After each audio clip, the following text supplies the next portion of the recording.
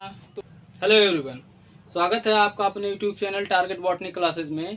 तो हम लोगों ने पिछले लेक्चर में देखा था कि अचल बीजाणु क्या है, कोनिडिया किसे कहते हैं और फ्रेगमेंटेशन या खंडन किसे कहते हैं। तो हम आशा करते हैं कि आपको पिछला लेक्चर का हर टॉपिक समझ में आया होगा। तो चलिए उसी की आगे से कंटिन्यू करते हैं। तो अलैंगिक जनन में अगला हेडिंग है या फिर अगला टॉपिक है पुनरुद्भवन। पुनरुद्भवन क्या है? हमने पुनरुद्भवन के डिफिनीशन को पहले लिख दिया है ताकि आपका समय बचे और वीडियो अधिक लंबी ना हो। तो आइए देखते हैं पुनरुद्भवन क्या है। चलिए देखते हैं। हाइड्रा एवं प्लेनेरिया जैसे सरल प्राणियों को यदि कई टुकड़ों में काट दिया जाए तो प्रत्येक टुकड़े विकसित होकर के पूर्ण जीव का निर्माण कर देते हैं। ठीक, अगर उससे भी छोटा डिफिनीशन चाहते हैं तो छोटा वाला डिफिनीशन ये है, एक छोटे काय खंड द्वारा संपूर्ण जीव की निर्माण को पुनरुद्भवन कहते हैं। एक छोटे काय खंड द्वारा संपूर्ण जीव की निर्माण को पुनरुद्भवन कहते हैं। देखिए, अगर एक हाइड्रा जंतु को कई टुकड़ों में काट दिया जाए तो वह हर प्रत्येक टुकड़ा, देखिए एक हाइड्रा जंतु को अगर कई टुकड़ों में काट दिया जाए तो हाइड्रा जंतु का प्रत्येक कटा हुआ टुकड़ा एक नए हाइड्रा जंतु का निर्माण कर देगा। देखिए, इतना हाइड्रा का कटा हुआ भाग ये है, इतना ये है, इतना ये है, सब कटे हुए भाग जो हैं एक नए हाइड्रा जंतु का निर्माण कर देंगे। इतना जो कटा हुआ भाग है ये एक हाइड्रा जंतु का निर्माण कर देगा और उसके बाद इतना जो ये कटा हुआ भाग है ये भी हाइड्रा जंतु का निर्माण कर देगा। मेरा कहने का मतलब है कि हाइड्रा जंतु को अगर कई टुकड़ों में आप काट देते हैं तो वह प्रत्येक टुकड़ा एक नए हाइड्रा जंतु का निर्माण कर देगा। ठीक है, तो चलिए आगे देखते हैं। इसे नोट करना हो तो नोट कर लीजिए, नहीं तो हम मिटाने जा रहे हैं। अब आइए अलैंगिक जनन में अगले टॉपिक पर आते हैं, कायिक जनन। ठीक है, कायिक जनन क्या है? अलैंगिक जनन एक प्रकार का कायिक जनन है जिसमें मातृपादप के कायिक अंगों से नए पादप का निर्माण होता है। कायिक जनन या कायिक प्रवर्धन कहलाता है। आइए देखते हैं कायिक शब्द का मतलब क्या होता है। कायिक शब्द मतलब क्या होता है? देखिए, जड़, तना, पत्ती आदि पादपों का कायिक भाग कहलाता है। ठीक है, इसे नोट कर लीजिएगा, यह इम्पोर्टेंट टॉपिक है। मतलब पूछ लेगा कायिक जनन क्या है। तो कायिक जनन में अगर आपको कायिक शब्द पता रहेगा तो अच्छे से आप डिफाइन कर ले जाएंगे, नहीं तो थोड़ी सी दिक्कत होगी आपको। इसलिए कायिक शब्द का मतलब होता है जड़, तना, पत्ती आदि पादपों का कायिक भाग कहलाता है। कायिक भाग जिसके द्वारा नए जीव का निर्माण हो सके। ठीक, कायिक जनन द्वारा बने संतति पादप प्रायः आकारिकी तथा अनुवांशिकी में अपने मातृ पादप के समान होते हैं।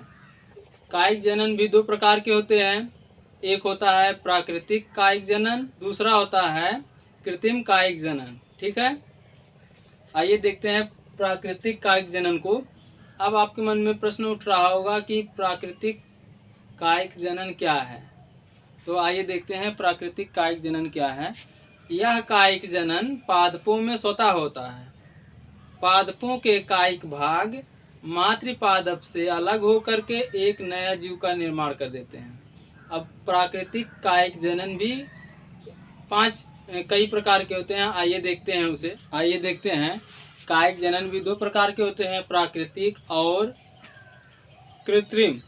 प्राकृतिक कायिक जनन जो स्वतः अलैंगिक जनन द्वारा कायिक जनन करे उन्हें प्राकृतिक कहते हैं, और कृत्रिम मतलब जो बनाया जा सके या मनुष्य के द्वारा जनन कराया जाए उसे कृत्रिम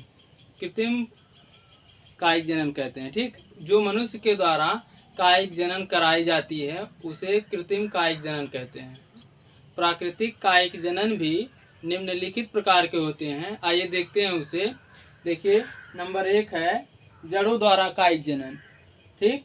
नंबर बी है तनों द्वारा कायिक जनन, और नंबर सी है पत्तियों द्वारा कायिक जनन, और नंबर डी है पत्र प्रकलिकाओं द्वारा कायिक जनन, और नंबर ई है टूरियांस द्वारा कायिक जनन, ठीक है। तो आइए सबसे पहले नंबर ए जड़ों द्वारा कायिक जनन को देखते हैं। आइए देखते हैं। देखिए, जड़ों द्वारा भी कायिक जनन दो प्रकार के होते हैं, एक मूसलाधार जड़ों में और एक मांसल जड़ों में, ठीक।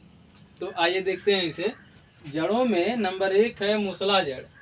तो मूसला जड़ों द्वारा कायिक जनन देख लीजिए। कुछ पादप की मूसला जड़ों पर अपस्थानिक कलिकाएं पाई जाती हैं जो एक नया पादप बनाती हैं, ठीक है। जैसे डेलबर्जिया, जैसे का मतलब एग्जाम्पल, डेलबर्जिया और अमरूद, पॉपुलर और मुराया, यह इम्पॉर्टेंट एग्जाम्पल है, इसे नोट कर लीजिएगा क्योंकि एग्जाम में पूछा जाता है कि मूसलाधार जड़ों द्वारा, मूसला जड़ों द्वारा कायिक जनन किस पौधे में होता है, कली के समान।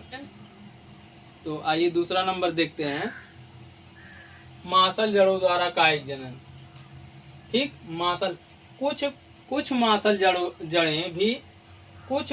जड़ें भी अपस्थानिक कलिकाओं द्वारा नए पादप का निर्माण करके कायिक जनन करती हैं, ठीक है। तो इसका एग्जाम्पल है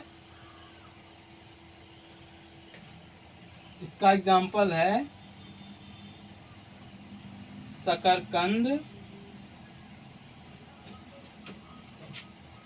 तथा डहेलिया,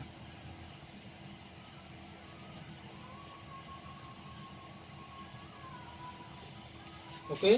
देखिए, कलिकाएं 2 बार लिखा गया है, इससे आप कंफ्यूज मत होना। कुछ मांसल जड़ें भी कलिकाओं का निर्माण करके एक नए वृक्ष का निर्माण कर देती हैं, उसका एग्जाम्पल है शकरकंद और डहेलिया। शकरकंद में मांसल जड़ों से भी कली का निर्माण हो जाता है और कली से एक नया शकरकंद का प्लांट बन जाता है, ठीक है। एक नया शकरकंद का पादप बन जाता है, ओके। आज के लिए बस इतना ही, मिलते हैं नेक्स्ट वीडियो में, तब तक के लिए जय हिंद,